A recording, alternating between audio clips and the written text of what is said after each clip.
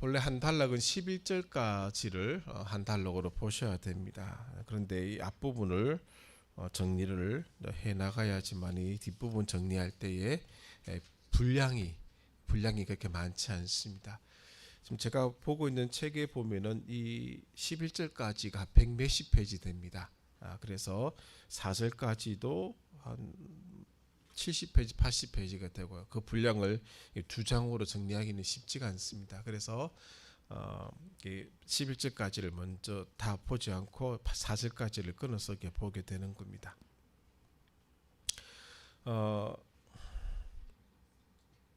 7장 끝부분을 한번 볼 필요가 있습니다. 그것을 다시 7장의 내용을 상기시키기 위해서 7장 끝부분을 보셔야 되는데 어떻게 끝나게 되는가 하면은 오호라 24절 오호라 나는 공고한 사람이로다 이 사망의 몸에서 누가 나를 건져내랴 우리 주 예수 그리스도로 말미암아 하나님께 감사하리로다 그런즉 내 자신이 마음으로는 하나님의 법을 육신으로는 죄의 법을 섬기노라 그러므로 안 맞습니다. 그러나가 돼야 됩니다.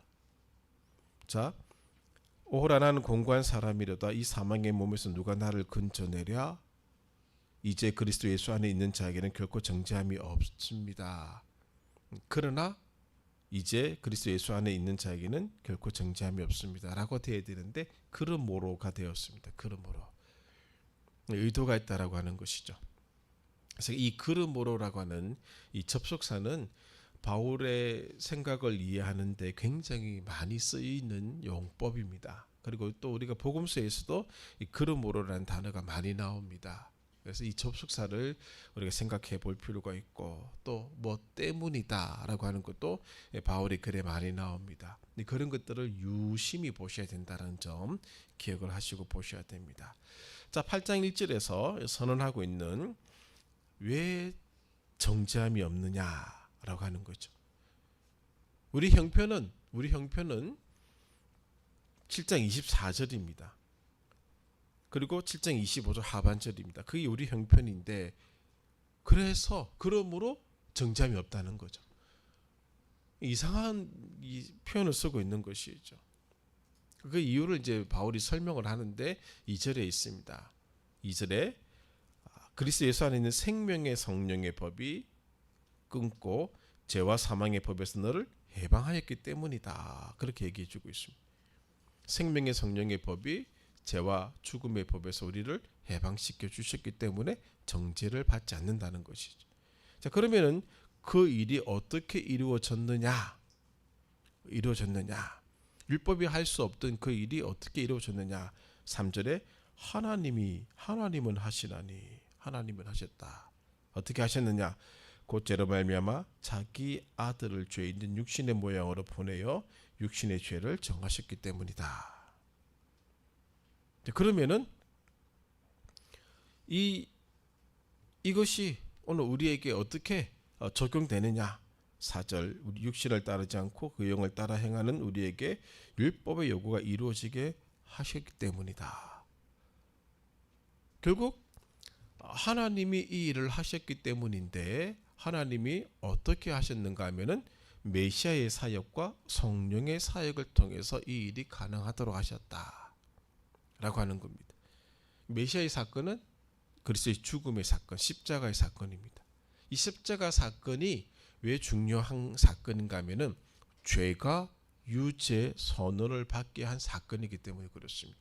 그래서 우리가 고난주간에 이런 것들을 많이 생각해 왔는데 적어도 이제 어떤 고난 중에 어떤 생각은 버리셔야 되는가 하면 얼마나 아프실까 예수님이 육신의 고통이 얼마나 클까는 식의 생각으로 이 고난을 바라보셔서는 안 됩니다. 아유 저렇게 얻어 터지셨는데 피덩이 눈덩이에 멍이 들고 막 저렇게 막 잔인하게 얻어맞고 계신데 얼마나 아플까 나 때문에 그게 아닙니다. 그거는 초등학생들이 생각하는 것이고 이 그리스도의 죽음의 사건 십자가의 사건이 죄로 하여금 유죄 선언을 받게 하는 사건이다라고 하는 걸 분명히 아셔야 됩니다. 근데 고난주간은 그걸 생각하는 겁니다. 막 얼마나 아프실까 막 그런 부르면서 눈물 흘리고 감정이 막 막 올라와가지고 그러면 내가 고난 주간을 잘 보내고 있다라고 생각하는 건 오산입니다. 그렇게 하지 마시라는 거죠. 저랑 10년간 얼굴 보고 살았는데 그 정도로 생각하시면 안 되는 것이죠. 두 번째, 하나님 하신 일은 성령의 사역입니다.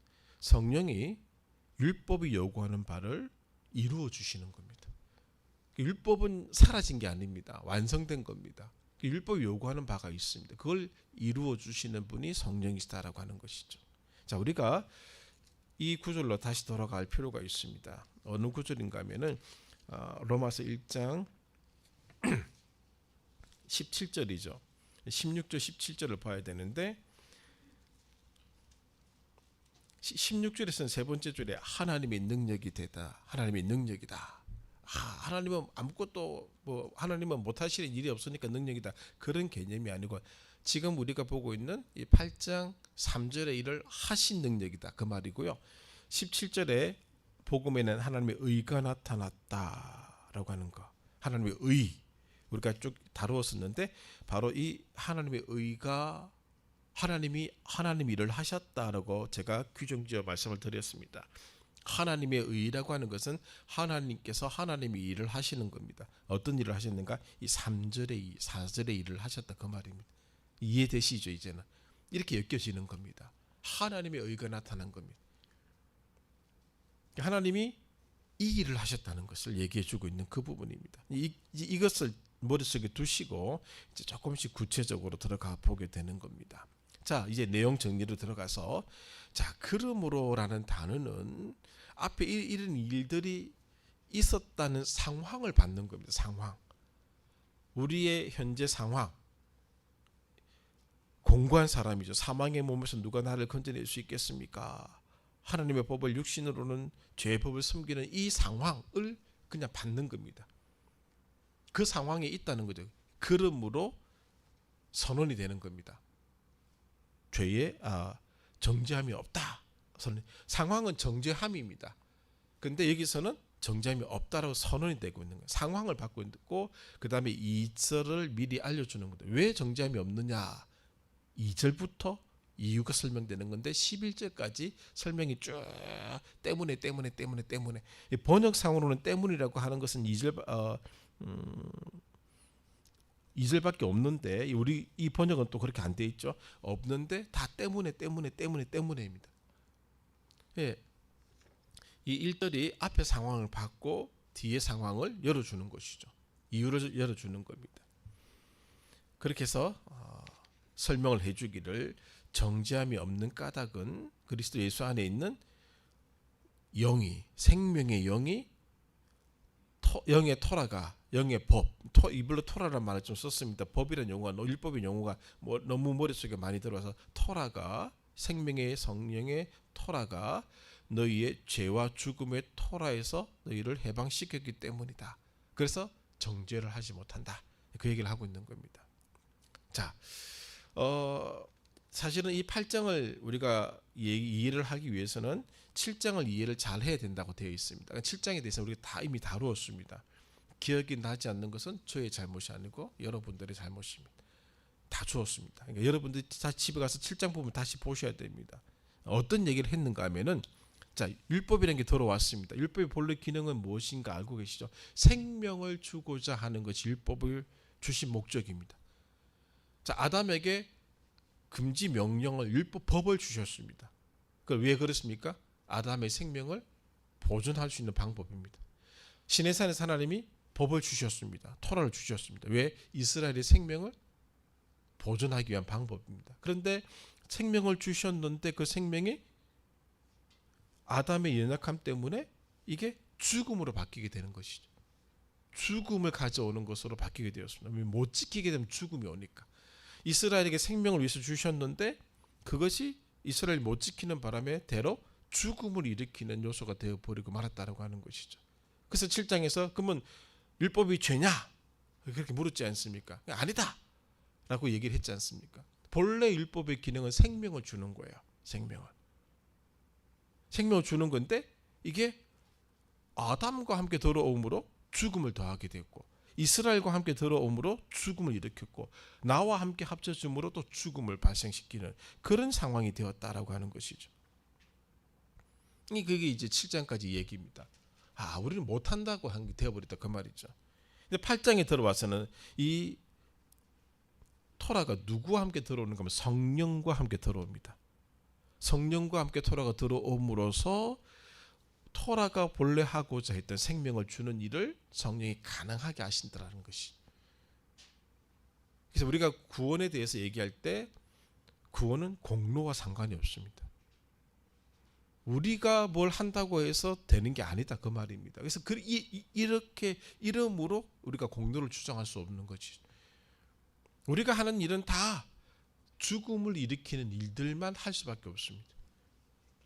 그것이 토라와 함께 법과 율법과 함께 합쳐져서는 내가 하고 있는 일이 다 죽음을 발생시키는 일임을 이 토라가 증명을 해주는 거죠.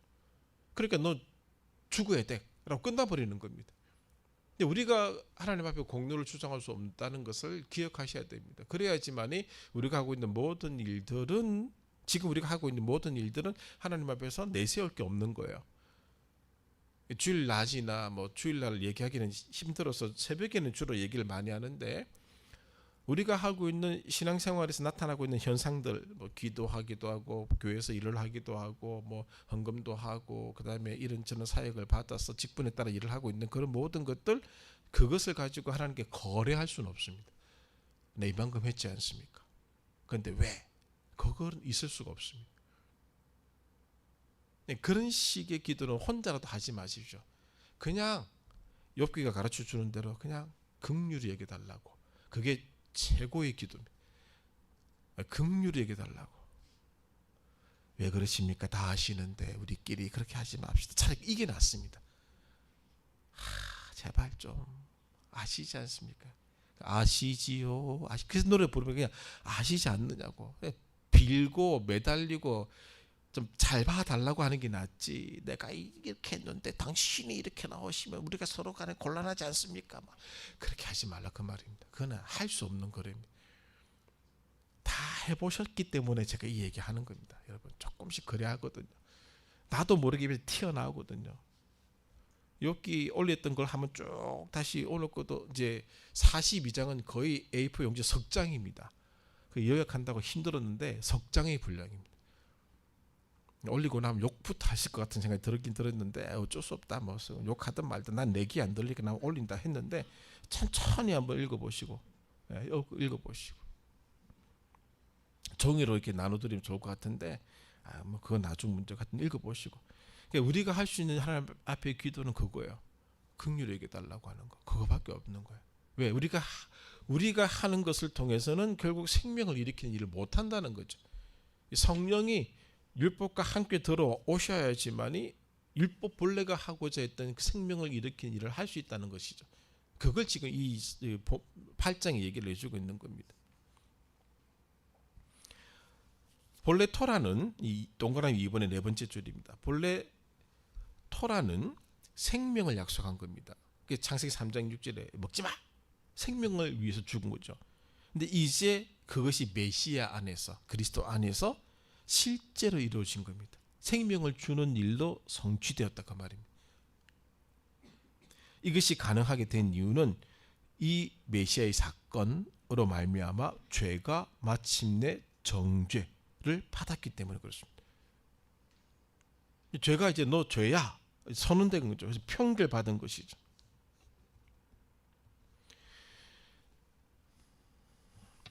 따라서 성령이 메시아의 그리스도의 백성에게 하나님의 백성에게 약속했던 생명을 줄 수 있게 되었고 정말로 그 생명을 이제 주셨다는 것이죠.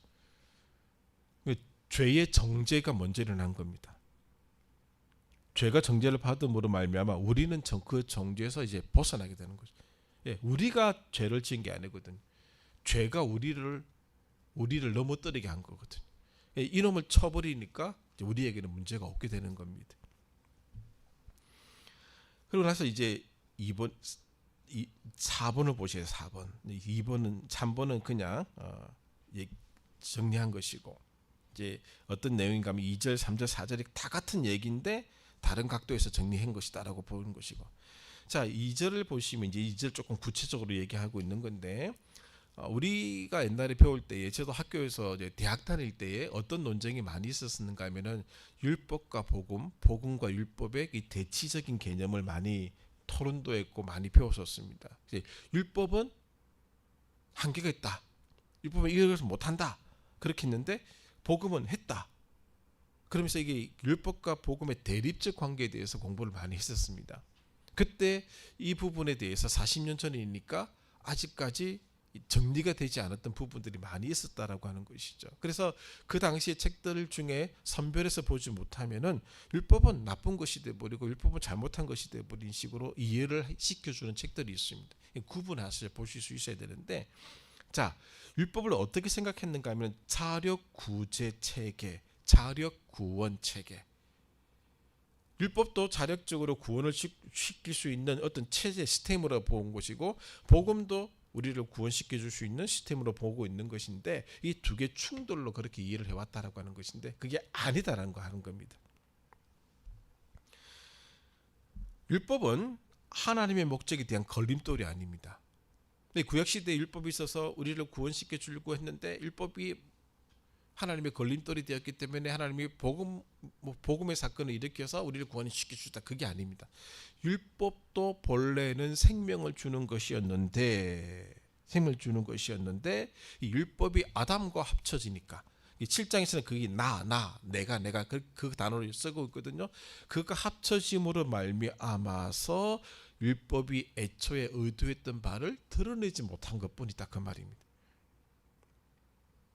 그러니까 율법을 이 부분을 생각할 때 창세기 3장 6절을 생각하셔야 됩니다. 아담에게 법이 주어진 목적은 아담의 생명을 위한 것이었는데, 그게 아담과 합쳐짐으로 말미암아 이 죽음으로 갖게 되었다, 그 말이죠.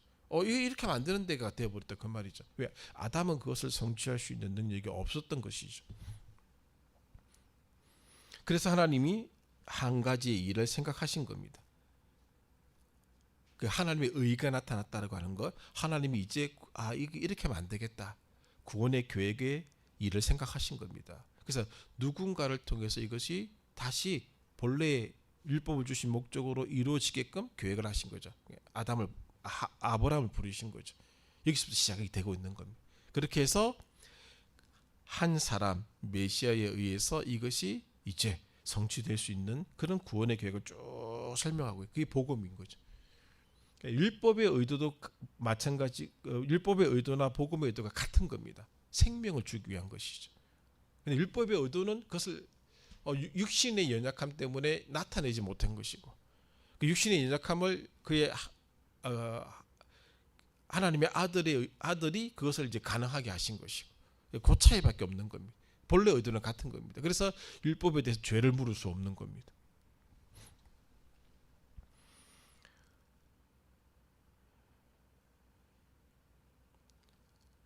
이 4번에 하나, 둘, 셋, 넷, 네 번째 줄부터 읽어보면은, 바울은 하나님이 그리스도와 성령을 통해 행하신 일이 바로 율법이 애초에 의도했던 바로 그 일이라고 보고 있는 것입니다. 하나님이 그리스도의 죽음으로 그리고 성령이라는 선물로 하신 일은 토라가 줄곧 약속했던 생명을 주는 것이었습니다. 그 법, 사망의 법이었죠. 그때는 아담에게 붙었을 때는 사망의 법이 이제 그리스도의 죽음을 통해 예수 그리스도 안에 있는 생명의 성령의 법으로 바뀌게 된 겁니다. 죽음은 율법의 기본 의도는 아니었지만 하나님을 기쁘게 해드릴 수 없는 육에게 적용되면 나타날 수밖에 없는 결과다. 아담에게 적용되니까 죽음을 일으킬 수밖에 없는 결과가 되었다라고 하는 것이죠. 그래서 율법과 복음의 논쟁이 심해졌던 것입니다. 율법은 이것밖에 못하는구나 라고 되었던 것이죠. 이 3절에 들어와서 이제 율법이 육으로 말미암아 약하여 할 수 없던 일을 하나님이 하셨다. 율법이 와서 자기 본래 맡은 사명이 있어 그 일을 하려고 했는데 인간의 육신 연약함 때문에 못하게 되더라는 것이죠. 그러니까 하나님이 이제 안 되겠다라고 해서 토라가 할 수 없었던 그 일을 이제 하고자 하시는 거죠. 그게 하나님의 의가 나타났다라고 하는 것이고, 우리가 알고 있는 그리스도의 십자가 사건, 우리가 알고 있는 복음이라고 하는 그 모든 것이 이것을 가리키고 있는 겁니다. 토라가 할 수 없었던 일이 무엇인가 하면 이 상황에서는 아담과 합쳐져서는 생명을 줄 수 없었다라고 하는 것이죠. 근데 그것이 이스라엘과 합쳐져도 생명을 못 주는 겁니다. 나와 합쳐져도 생명을 못 주는 겁니다. 토라가 아무리 애를 써도 토라가 약속한 생명을 줄 수 없는 상황이다라고 하는 겁니다. 근데 그걸 지금 바울이 앞에 쭉 설명하고 있는 겁니다. 그래서 율법에 대해서 변호하고 있는 거죠. 율법은 죄가 없다는 거죠. 7장의 얘기를 그렇게 한 겁니다. 4절로 넘어가는 겁니다. 자, 하나님이 죄를 정죄하심으로 생명을 부여하는 율법의 편결이 우리 안에서 이루어질 수 있게 되었습니다. 그러니까 율법에 대해서 이제 하나님 편결하셨는데 율법 자체가 문제가 있어서가 아니다라고 하는 겁니다. 이제 죄를 정죄하니까 우리도 잘못이 없어요.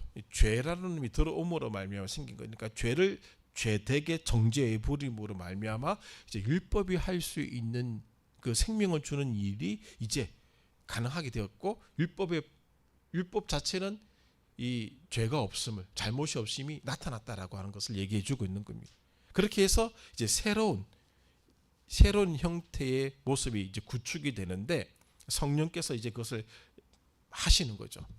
그래서 이게 보시면은 4절에 육신을 따르지 않고 영을 따라 그 영을 따라 행하는 우리에게 율법의 요구가 이루어지게 하려 하십니다. 율법이 계속 요구를 하는 거예요, 우리에게. 근데 그 요구가 성령을 따라서 살 때는 가능하다는 겁니다. 왜? 성령이 그것을 가능하게 해주시기 때문에 그런 것이죠. 성령을 통해 새로운 이제 양식이라고 표현했는데 새로운 양식이 이루어지는 겁니다. 자, 우리가 구원받기 위해서 하나님 임재를 하셔야 됩니다. 우리 가운데 오셔야 됩니다. 성막의 기능을 출애굽기 사건을 생각하라고 할 때 출애굽기 사건은 후반부가 더 강조되어 있다는 걸 생각하셔야 됩니다. 성전 사건. 자, 성막이 있는 가장 큰 이유는 하나님의 임재 때문에 있습니다. 성막이 있기 위해 성막의 존재가 기능이 본래 그 기능을 다하기 위해서는 무엇이 전제되어야 되는가 하면은 성막 안과 밖이 정결하게 되어 있어야 됩니다. 정결하게. 하나님이 임재하실 수 있는 조건을 갖춰야 된다 그 말이죠. 그 조건을 레위기가 설명하고 있지 않습니까? 더러우시면은 이렇게 절차를 통해서 깨끗하게 하라라고 얘기하지 않습니까? 대속죄 일을 통해서 성막 내부를 정리해 깨끗하게 하고 성막 밖에 있던 백성들을 깨끗하게 하고 그렇게 함으로 하나님의 임재에 문제가 없게 하는 겁니다. 이제 성령께서 우리 안에 계신다라고 할 때에 그냥 쑥 들어오는 게 아니고 우리 안에 성령이 계실 수 있는 조건이 만들어져야 돼. 상태가 만들어져야 된다 그 말이죠. 근데 성령이 그걸 해주신다 그 말입니다. 그래서 하나님이 우리에게 임하시는 겁니다. 오늘 죽음의 냄새를 풍기는 것들이 다 정리가 돼야 된다 그 말인 것이죠. 우리 힘으로 그걸 못한다는 거죠. 성령이 해주시기 때문에 하나님께서 우리에게 임재하시는 거죠. 임재하셔야지만 구원이 발생을 하기 때문에 그런 것이죠. 이 일이 토라는 못했는데 성령은 하셨다라고 하는 것을 얘기해주고 있는 부분입니다. 자, 그 문제는 잘 안 보이는데 7번입니다. 육이 지닌 문제는 죄입니다. 죄. 그래서 갈라디아 2장 20절도 그렇게 얘기하잖아요. 우리가 알고 있는 것처럼. 자, 이 죄는 어떤 것인가 하면은 단순히 잘못한 것을 누적시켜서 말하고 있는 그것을 얘기한 게 아닙니다. 죄는 어둠의 세력입니다. 어둠의 세력. 귀신과 다름없는 세력이다. 심지어는 거룩한 율법조차도 이 죄 때문에 본래의 기능을 못하게 되었다라고 하는 것이죠. 본래 율법이 자기는 자기 일을 하려고 했는데 이 죄가 그걸 틀어버린 거죠. 왜곡시켜버린 거죠. 생명을 주는 일로 하려고 했는데 이놈이 잘 이용해가지고 죽음을 주는 일로 틀어버린 겁니다. 그래서 이 죄가 정죄를 받아야지만이 이 문제가 끝난다는 것을 하나님이 알고 계셨던 것이죠.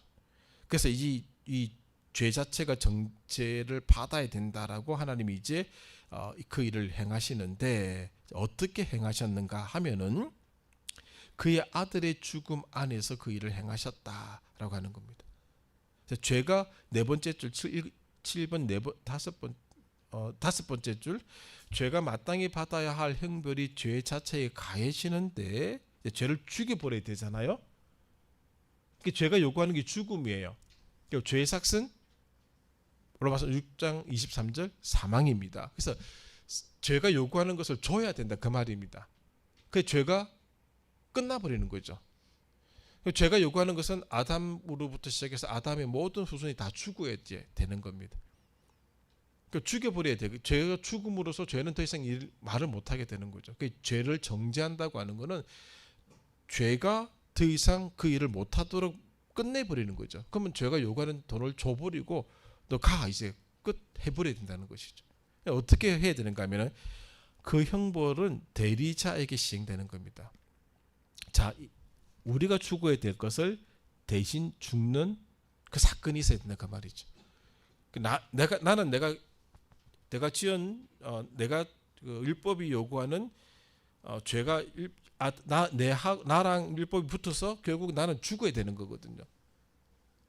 율법은 생명을 주려고 했는데 나의 연약함 때문에 율법이 생명을 못 주고 나에게 죽음을 줄 수밖에 없는 겁니다. 죽어야 되는 거죠.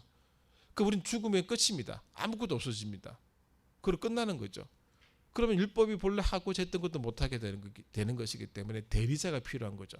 그러니까 레위기의 목적이 거기 있는 거죠. 그 대리자에게 오늘 대리자가 오셔서 우리가 죽을 일들을 다 가져가신 거죠. 그분 다 담당하는 겁니다. 우리가 알고 있는 표현도 담당하신 거예요. 그래서 그 대리자가 인류의 모든 죄를 다 가지고 죽어버리신 겁니다. 예수님이 죽었을까가 아니고 죽은 겁니다. 그래서 예수님은 죽었고 예수님의 힘으로는 부활 못합니다. 죽은 분이기 때문에. 예수께서 부활하셨다. 부활절 우리가 예수 부활하셨다 하면 안 됩니다. 정확한 용어는 예수를 하나님이 부활시키셨다고 표현해야 됩니다. 하나님에 의해서 생명이 다시 주어진 것이지 예수님이 스스로 부활한 게 아닙니다. 예수님 죽으신 거예요. 죽음으로써 죄가 요구했던 그 죽음의 대가가 그 예수를 통해서 이미 이제는 정산되어 버린 거예요. 정산. 예수님이 나 대신 죽은 거죠. 내가 죽을 죽음을 죽으신 거죠. 아담과 아담 안에 있던 모든 인류의 죄를 그분이 담당하고 죽어버린 거죠. 율법이 요구하는 거, 죄가 요구하는 걸 담당하신 거죠. 그게 정죄가 일어난 거죠. 그거 끝나버리게 되는 겁니다. 그리스도의 죽음은 죄를 정죄하기 위한 수단이지만 그 죽음은 결국 그리스도 안에 있는 이들에게 결코 정죄함이 없음이라는 결과를 가져오게 되었다는 거죠. 자, 예수님이 죽으셨어요. 나 대신. 그러면 이제 내가 치러야 대가는 없는 거죠. 예수님이 내가 입주해야 될 집에 대해서 잔금을 다 치러주셨어요. 그럼 나는 돈을 낼 필요가 없죠. 끝난 거예요. 야, 내가 돈 안 냈잖아. 저분이 냈잖아. 그거죠. 더 이상 나한테 와가지고 야, 네가 돈 낸 게 아닌데 저분이 냈어. 그걸 하라는 겁니다. 지금 결론적인 나오는데 죄는 계속해서 우리를 계속 건드립니다. 너 본래 그런 놈이지. 또 네 마음속에 욕심이 일어났지. 그래. 근데 그거에 대해서 저분이 계산했네. 그 얘기 하라는 겁니다. 그게 나에게 있어서 정죄함이 없다는 거죠. 나 정죄하지 마. 저분이 대가 다 치러서. 나를 건들지 마. 나 끝났어. 그렇게 얘기를 하라 그 말입니다. 그래서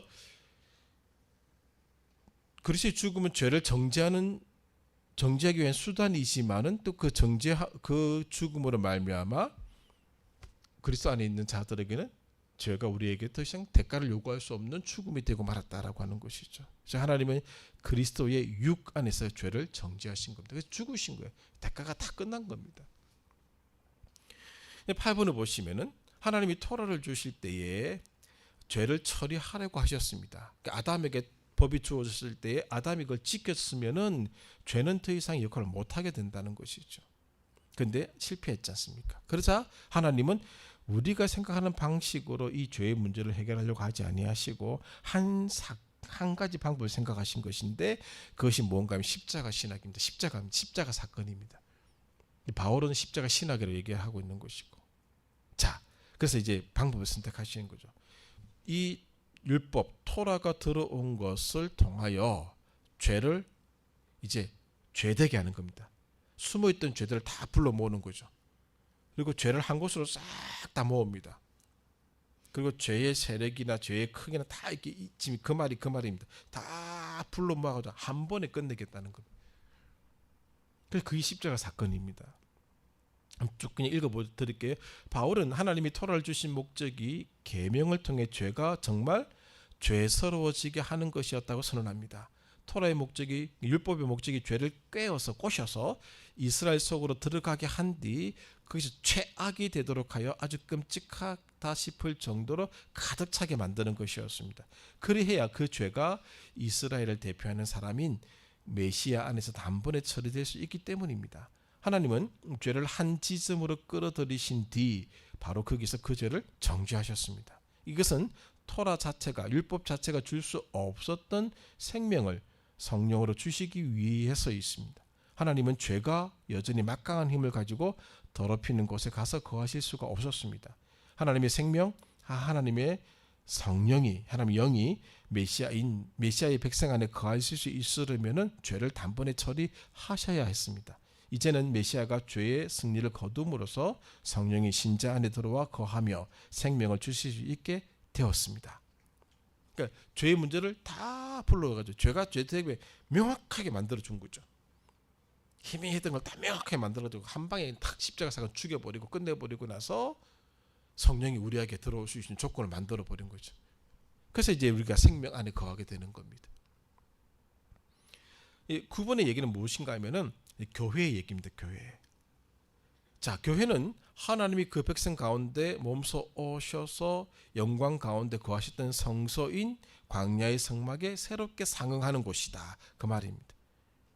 하나님이 우리 가운데 오셨습니다. 교회가 그걸 얘기하고 있습니다.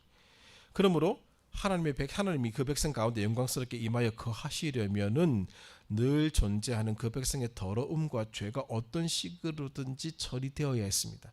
그 더러움과 죄가 성막을 오염시키면 결국 하나님이 오셔서 거하는 일은 불가능해질 수밖에 없습니다. 속죄제는 그 문제를 처리하는 가장 중요한 희생 방법 가운데 하나였습니다. 그러므로 예수를 따르는 자들에게는 정죄함이 없는 겁니다. 예수 안에 있는 자들에게는 정죄함이 없습니다. 그리스도가 교회의 머리입니다. 그 그리스도를 중심으로 하나가 된 교회 안에서는 정죄함이 없는 겁니다. 성령이 우리와 함께 하시기 때문에. 함께 하신다는 것은 이미 하나님이 임재할 수밖에 없는 조건이 갖춰진 거죠. 죄는 여기 있을 수가 없는 거죠. 죄가 있으면 하나님 못 오시니까. 성령이 거하신다고 하는 것은 죄가 없다는 것이고 죄가 물러갔다는 것이고 영향을 못 끼친다고 하는 것이고 전에 얘기했던 것처럼 신분이 바뀐 거죠. 하나님 나라 안에 거하는 것이죠. 세례 받음이 이걸 얘기해 주고 있는 것이거든. 이것 때문에 우리를 정죄할 수 있는 것은 없다. 십자가 사건이 제일 중요한 것이고 그걸 통해서 이루셨으니까. 이제 우리를 꼬셔서 너 이런 놈이야 전에 그랬지라고 할 수 있는 건 없습니다. 우리가 생각나기도 하고 우리가 우리의 모습을 알기도 합니다. 그는 갈라디아 2장 20절처럼 우리 아직은 육신을 입고 있는 상황이기 때문에 그런 것이지 이미 대가는 다 치러진 겁니다. 그래서 그때 그 군대 얘기도 했지 않습니까? 제대하고 나서 전역증을 받습니다. 물론 사단장이 뒤집어 엎을 수는 있습니다만 몇 시간 동안에는 받고 집에까지 갈 때는 군복 입고 가잖아요. 똑같은 거예요. 그거나 이미 제대한 거죠. 지금은 주님 앞에 서는 그날까지 군복을 입고 집에 가는 거잖아요. 저는 제대하고 나서 9끼를 짜장면 8번, 짬뽕 1번 8번 먹는 입에 단내가 나서 마지막 입가심으로 짬뽕 먹고 집에 갔었는데 3일 동안 내려가면서 갔는데 그때는 군복 입고 있었잖아요. 제가 오사단 제대하고 나서 학교 가가지고 한 하루 이틀 친구들 만나서 지내다가 부산에 갔는데 다 군복 입고 있어야 되잖아요. 옷이 없잖아요. 그때 상황을 지금의 우리가 주님 앞에 서는 그날까지 그 상황이라 생각하시면 돼요. 사람들이 보면 물론 이제 예비군 마크가 있어서 제대했구나라고 얘기하지만은 멀리서 보면 모르잖아요. 저거 아직 군인이네라고 생각할 수 있잖아요. 물론 자세와 태도는 다 바뀌었죠. 모자는 빼당겨 쓰고 손은 이렇게 돌아다니고 막 그렇게 하지만은 어쨌든 간에 그런 모습이잖아요. 그렇게 생각하시면 되는 거죠. 아직은 옷은 그렇게 입고 그런 모습이 보이지만은 이미 우리는 제대한 거예요. 다 끝난 겁니다. 대가 다 치른 거죠. 그래서 우리를 정죄할 것은 없다는 겁니다. 생각하기 1번. 자, 우리는 어떤 상황에서나 마음속에서 우리를 고소하는 속삭임을 느낄 수 있습니다. 약하게 하는 걸 많이 듣잖아요. 그때마다 팔짱일질로 돌아가셔야 됩니다. 사람들이 사탄이 우리에게 너는 공고한 사람이다. 너는 아직 사망의 몸에 매여 있구나. 네 모습을 보면 그렇지 않느냐. 그 얘기를 계속합니다. 그때 우리가 항상 생각해야 되는 건 예수 그리스도 안에 있는 나는 정죄를 받지 않는다. 이 얘기로 돌아가는 겁니다. 그래서 2번입니다. 2절, 3절, 4절로 기도해야 된다. 생명의 성령의 범이 나를 죄와 사망의 법에서 나를 해방시켰다. 이거 가지고 기도하라 그 말입니다. 율법은 못했던 그 일을 하나님이 하셨기 때문에 나는 이제 정죄함을 없다. 그렇게 기도하라는 겁니다. 그리고 성령께서 율법의 요구가 이루어지도록 하시기 때문에 나를 정죄할 것은 없다라고 기도하라는 겁니다. 그리고 이제 세 번째는 그런 성령의 생명을 주시는 아들의 사역과 성령의 사역을 생각하면서 하나님을 찬양하면 된다라고 하는 것이죠. 그래서 이것을 이제 이해를 하셔야지만 우리가 넘어지지 않는 거죠. 어떤 사람들은 욕과 같은 고난이 생기면은 하나님 버리고 도망간 사람 많이 있습니다. 왜 그런가 하면 이걸 몰라서 그런 거죠. 그거 상관없는 거예요. 주신 이도 여호와이시고 거두어 가시는 이도 여호와이시다. 주신 이도 여호와이시고 거두어 가시는 이도 여호와이시다. 우리 욥 같은 사람이 아니어서 우리는 뭐 발부둥 치고 막 난리치고 하겠지만은 그때는 입을 반창고로 막 가려가지고 말 못하게 만드시고 몸을 피아노로 묶어놓고 뭐든지 만드시고 그렇게 버티시면 되는 겁니다. 끝까지 그렇게 하시는 것이지 주신이도 여호와이시고 거두어 가신 여호와이시고 형편 따라 신앙이 이것이 달라지는 게 아니다 그 말입니다. 이미 은혜가 주어진 삶을 살아가는 거죠. 우리가 이해할 수 없는 일들은 일어납니다. 욥기처럼 반성적 지혜가 일어납니다. 근데 그 안에서 우리는 버티는 거죠. 욥의 인내를 배워라. 야고보서 5장 11절. 버티는 거죠. 나중에 42장 할 때 보십시오. 버티는 거죠. 버티면 되는 겁니다. 그렇게 해서 하나님이 우리를 통해서 일을 하시고자 하는 것을 보이는 겁니다. 우리의 이 선언, 위대한 선언, 예수 그리스도 안에 있는 자에게는 정죄함이 없다. 정죄함이 없다. 이걸 꼭 기억하시고 붙잡고 믿음의 생활을 해나가시면 되는 것입니다. 기도합니다. 하나님, 우리 지금도 연약합니다. 지금도 여전히 의심하고 지금도 여전히 흔들리고 지금도 여전히 이것이 맞나 저것이 맞나 헤아려 봅니다. 그러나 그런 우리의 모습에도 불구하고 예수 그리스도 안에 있기에 우리를 정죄할 수 있는 것은 아무것도 없음을 고백합니다. 이 안에서 살아가게 해주시고 이 믿음의 고백 안에서 우리가 살아가고 있음을 확인하게 하여 주시옵소서. 예수님의 이름으로 기도합니다. 아멘.